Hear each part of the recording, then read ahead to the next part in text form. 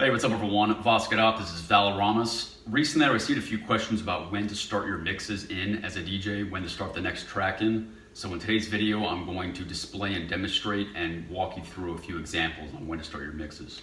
Okay, so for today's demonstration of mixing in and mixing out during your DJ sets, I'm going to be using my own songs due to copyright issues on YouTube. To identify your mix in and mix out points of your songs during your DJ sets, it is first very important to identify sections of the track where the phrase changes.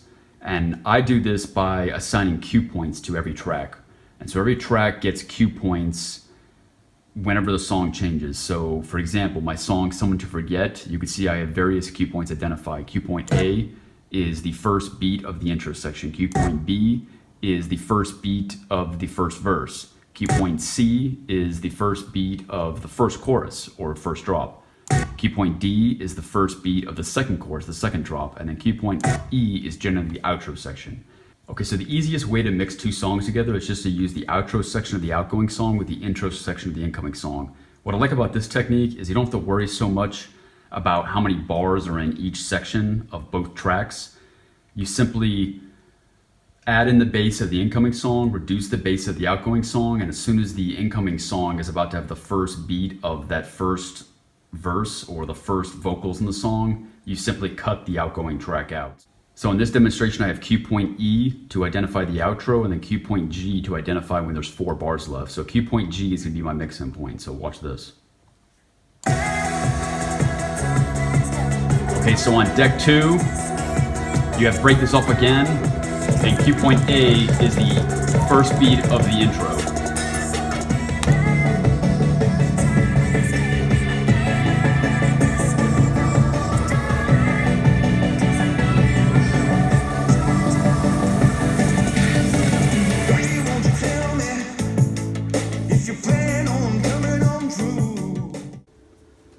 Okay, so that's all well and good to mix two songs together using the outro section of the outgoing song and the intro section of the incoming song. But during the peak hour of your DJ sets, you're gonna bore the audience if you play these tracks all the way through. So the better way is actually to mix the intro song of the incoming song with the first drop or first chorus of the outgoing song.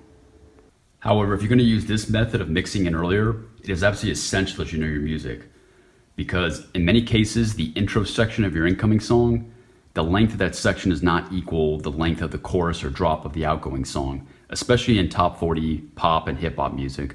So in this case, I know that the intro section of my incoming song, Break This Off Again, is 4 bars, and the chorus or drop of my outgoing song, Someone to Forget, is 8 bars. So by mathematics, I have to play the entirety of this intro section twice to give 8 bars to match the 8 bars of the chorus or drop.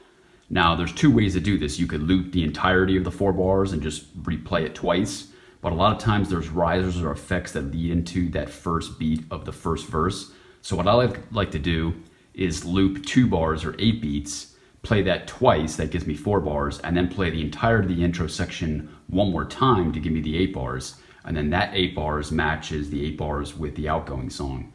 Now, you can mix in halfway through the chorus or drop, and then you only have to play the intro section once, but I like to extend the mix time. So by doing it this method, you loop it twice and you can really tease the audience with an extended mix.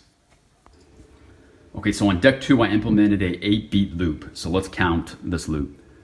1, 2, 3, 4, that's 1 bar.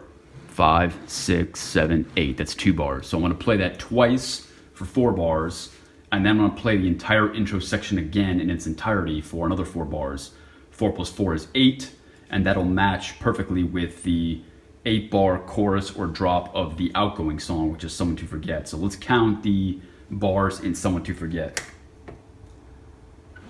1 bar, 2, 3 bars, 4, 5, 6, 7, 8. And then I know right here there's a break in the song, so I have a little bit of buffer space in case I mistime my mix.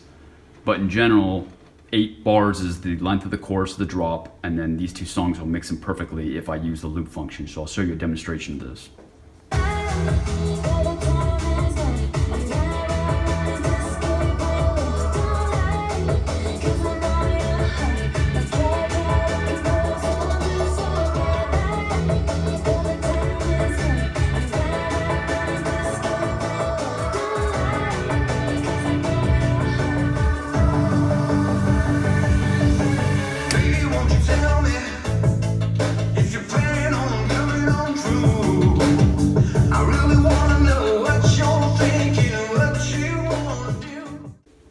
So playing your mixes for longer is generally better, especially in electronic dance music, because if you can tease in that incoming song longer, your audience will be begging you to drop that next track. In hip hop music and a lot of top 40, sometimes it's nice to surprise the audience and drop the next song on the one beat and really shock the audience. But in electronic dance music, it is better to play these songs for a bit longer. Okay, so that is it for today's tutorial on where to mix in the incoming song with the outgoing song. If you like this video and like to see more, please like, comment, share, and subscribe. Thank you.